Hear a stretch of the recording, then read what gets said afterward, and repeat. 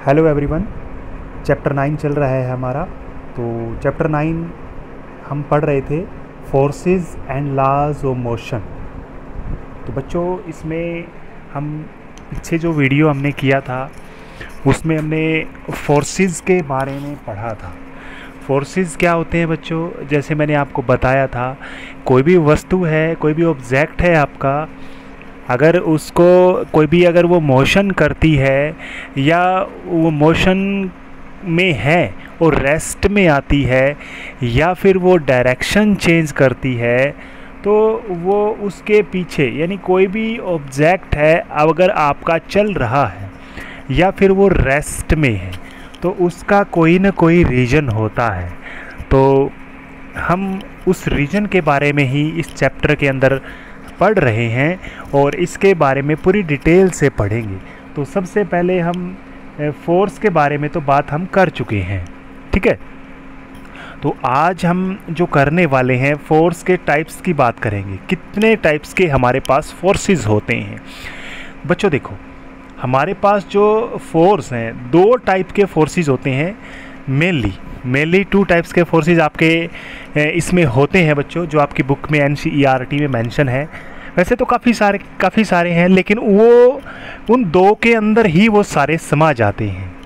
देखिए अब मैं आपको इसमें करवाना चाहता हूँ कि कैसे दो टाइप्स के कैसे हैं। जैसे मान के चलिए ये कोई ऑब्जेक्ट है, ये कोई मान के चलिए कोई भी बड़ी सारी बिल्डिंग है, ठीक है, या आप कह सकते हो कि आपके रूम की दीवार है,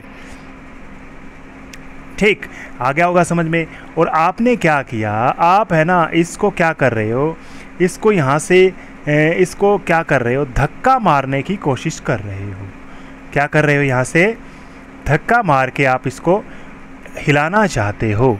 तो इसमें क्या होगा, ये जो दीवार है बच्चों, ये दीवार जो है ना ये आगे नहीं जाएगी, ये नहीं जाएगी बच्चों, क्योंकि इसके अंदर जो आप जितना फोर्स लगाओगे ना, आप जितना इसके अंदर जो फोर्स आपने लगाया है इस वस्तु के अंदर या इस ऑब्जेक्ट के अंदर, तो वो सारा का सारा फोर्स ये दीवार है बैलेंस कर लेती है।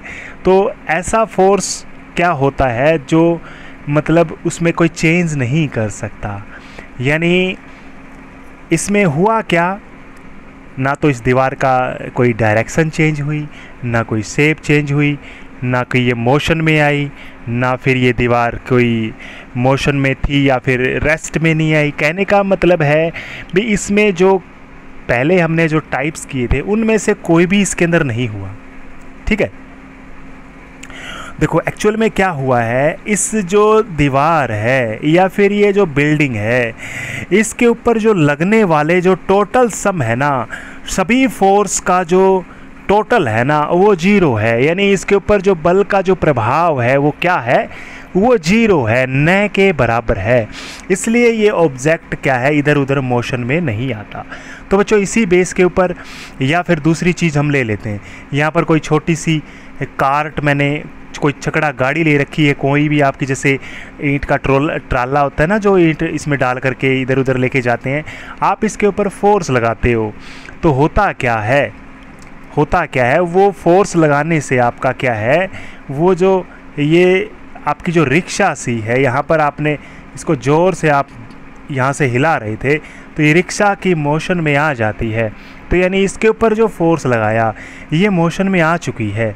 तो यानी एक ऐसा फोर्स है ये, क्योंकि इसमें सारा टोटल जो फोर्स है वो 0 नहीं है।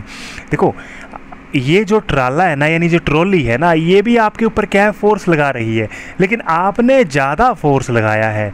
तो इसलिए ये जो आपके फोर्स लगाने से ये इस डायरेक्शन में क्या हुआ है, इसने मतलब इस डायरेक्शन में ये मोशन में आई है।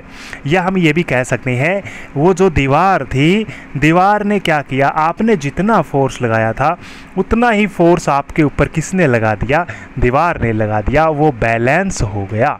तो यानी आपको क्लियर हो गया होगा, दो टाइप्स के फोर्स होते हैं। पहला होता है बैलेंस्ड फोर्सेस या बैलेंस फोर्सेस कह सकते हैं, और दूसरे टाइप्स के जो फोर्सेस होते हैं वो अनबैलेंस फोर्सेस होते हैं। अच्छा एक रीजन और हो सकता है, देखिए यहाँ पर देखिए इसको, मान लीजिए आपके पास क्या है, ये कोई टेबल है यहाँ पर कोई किसी भी आकार का कोई गिलास कह सकते हो, कोई भी चीज़ पड़ी हुई है। आपने ना इस हाथ से इधर से भी और इधर से दोनों साइड से इसको प्रेस किया, मतलब ये सॉलिड है ये, तो ये क्या होगा, इसमें दोनों साइड से फोर्स बराबर बराबर होंगे तो कुछ भी नहीं होगा। ठीक है, ये नहीं मान के चल रहे कि ये कांच टूट जाएगा, ऐसा कुछ नहीं मान के चल रहे, सॉलिड है ये। तो कहने का मतलब है इसके ऊपर सारा जो फोर्सेस है वो 0 के बराबर है, या फिर टग ऑफ वार होता है, रस्सा कसी होती है। अगर दोनों साइड से फोर्सेस जितने बच्चे लगा रहे हैं दोनों साइड से इस टग ऑफ वार के अंदर, तो रस्सी जो है ना इधर जाएगी ना इधर जाएगी, दोनों साइड में बैलेंस है तब। तो यानी दो टाइप्स के फोर्सेस होते हैं, बैलेंस्ड फोर्सेस और अनबैलेंस्ड फोर्सेस। बच्चों छोटा सा टॉपिक ही करेंगे आज, चलो इसको पढ़ लेते हैं। सबसे पहले इसमें लिखा हुआ है जैसे forces are of only mainly 2 types. जो फोर्स होते हैं वो आपके 2 टाइप्स के होते हैं, लिखा हुआ है। सबसे पहले है बैलेंस्ड फोर्सेस। फोर्सेस आपके 2 टाइप्स के होते हैं, बैलेंस्ड फोर्सेस। अब बैलेंसेस आपके जो होंगे देखिए क्या होंगे, अभी मैंने बताया था भी, अगर जितने भी फोर्स आप लगा रहे हो उसका जो रिजल्टेंट फोर्स है, जितने भी आप किसी ऑब्जेक्ट के ऊपर, ये कोई वस्तु है, इधर आप फोर्स लगा रहे हो, इधर भी लगा रहे हो, इधर भी लगा रहे हो और इधर भी लगा रहे हो, सभी डायरेक्शन में अगर फोर्स लगा रहे हो, अगर सभी डायरेक्शन में यानी हर दिशाओं से अगर फोर्स का जो जोड़ है वो 0 है, तो ये ऑब्जेक्ट क्या कहलाएंगे, वो बैलेंस्ड, यानी जो आपके जो फोर्सेस क्या कहलाएंगे, बैलेंस्ड फोर्सेस कहलाएंगे। बिल्कुल आसान है। यानी if the resultant of applied forces is equal to 0, यानी आपने जितने भी फोर्सेस अप्लाई किए हैं उनका रिजल्टेंट का मतलब क्या होता है बच्चों, जैसे फोर्स आपको पता होगा एक वेक्टर क्वांटिटी है, इधर आपने फोर्स लगा दिया 30 न्यूटन का, आगे बताऊंगा मैं इसकी फोर्स की यूनिट होती है, इधर भी आपने लगा दिया 30 न्यूटन का।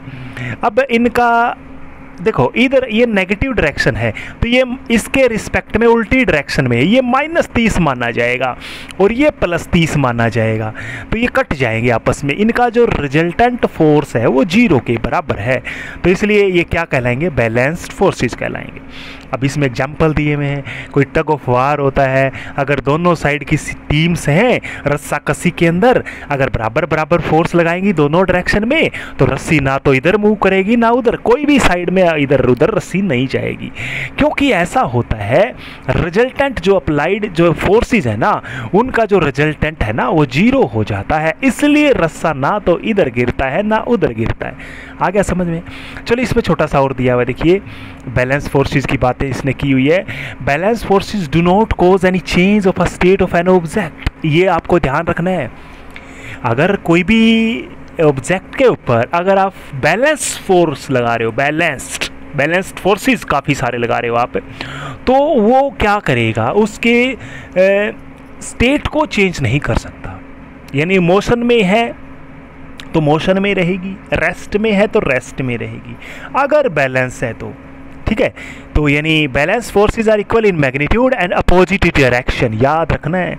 बैलेंस फोर्सेस क्या होते हैं, मैग्नीट्यूड में और डायरेक्शन, मैग्नीट्यूड में तो बराबर बराबर होते हैं, यानी वैल्यू अभी मैंने बताया 30 न्यूटन ये मैग्नीट्यूड होता है, वैल्यू होती है, मैग्नीट्यूड में तो बराबर होते हैं लेकिन डायरेक्शन में अपोजिट होते हैं, तभी तो 0 आएगा ना, 0 तो तभी बनेगा ये, तो याद रखना है। अगला देखिए, balances forces can change the shape of size of an object, ये जरूरी है।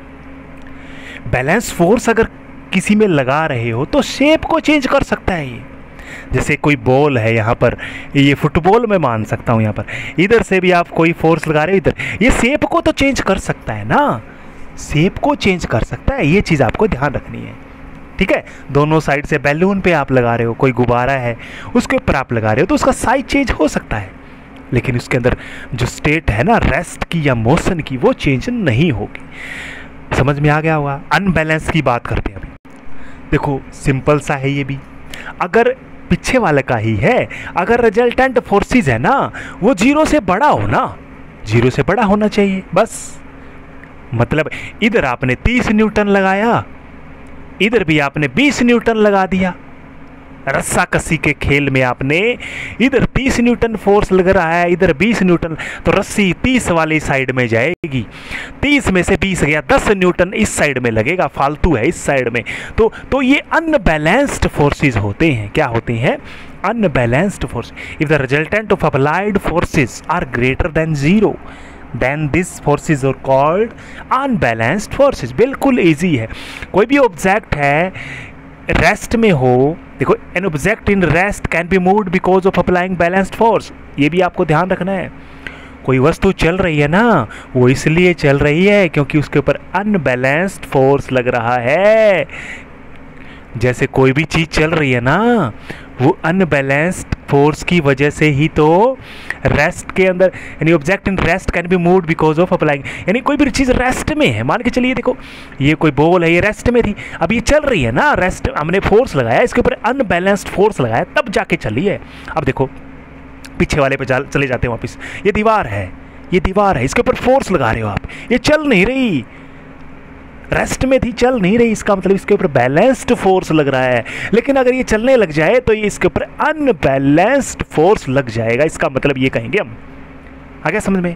तो जो हमने कल किया था ना, यानी जो पीछे वाले दिन हमने लास्ट जो वीडियो किया था, फर्स्ट जो वीडियो किया था, लास्ट का मतलब है इससे पीछे पहले वाला वीडियो किया था ना, उसमें जो हमने इफेक्ट डाले थे ना, इफेक्ट पड़े थे ना, वो अनबैलेंस्ड फोर्स के ही थे बच्चों। यानी स्पीड को चेंज कर सकता है, मूव करवा सकता है किसी वस्तु को, और रेस्ट में कर सकता है उसको। यानी ये चीज़ें सारी अनबैलेंस्ड फोर्स की वजह से ही तो थी। देखिए इसमें लिखा हुआ है अनबैलेंस्ड फोर्स है, क्या कर सकता है?